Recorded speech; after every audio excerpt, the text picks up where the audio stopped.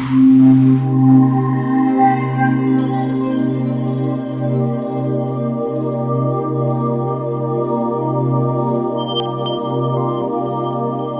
objectifs du Grenelle en France, 800 000 logements d'ici 2020 réhabilités. Ça correspondait en Aquitaine à un rythme de 1450 logements à réhabiliter par an.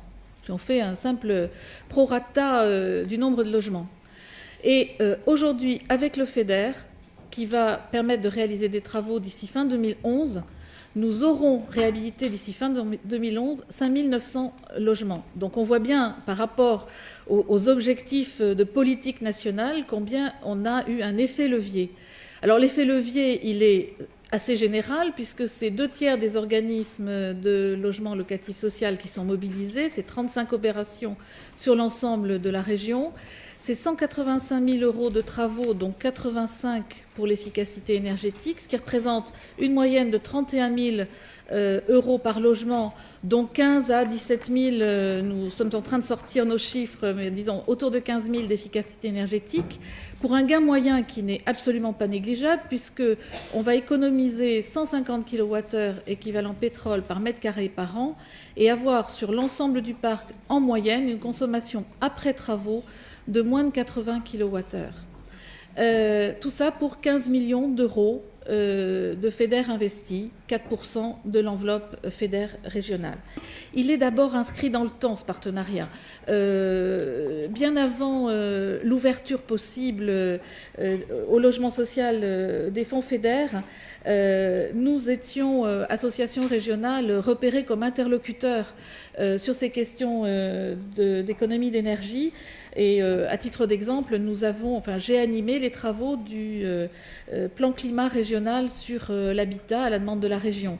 Donc on avait déjà une base de partenariat qui permettait de travailler. Et c'est dans ce cadre de plan climat régional qu'a été lancée une étude performance énergétique en 2008, cofinancée par le FEDER, l'ADEME, la région, l'association régionale.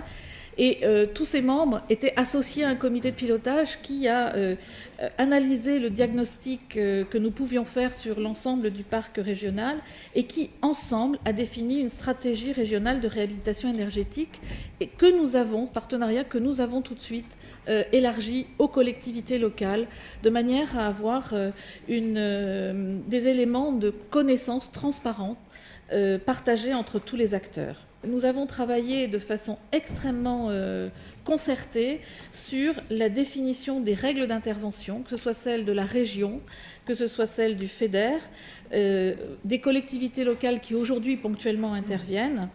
Nous avons travaillé également à un regroupement des CEE pour améliorer les plans de financement de ces opérations.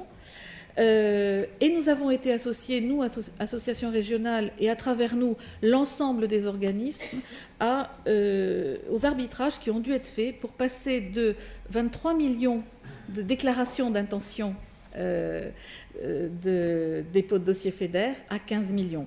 Ça a été fait dans une négociation avec l'ensemble des organismes on a fait une régulation extrêmement claire et transparente pour arriver à rentrer dans l'enveloppe insuffisante des besoins.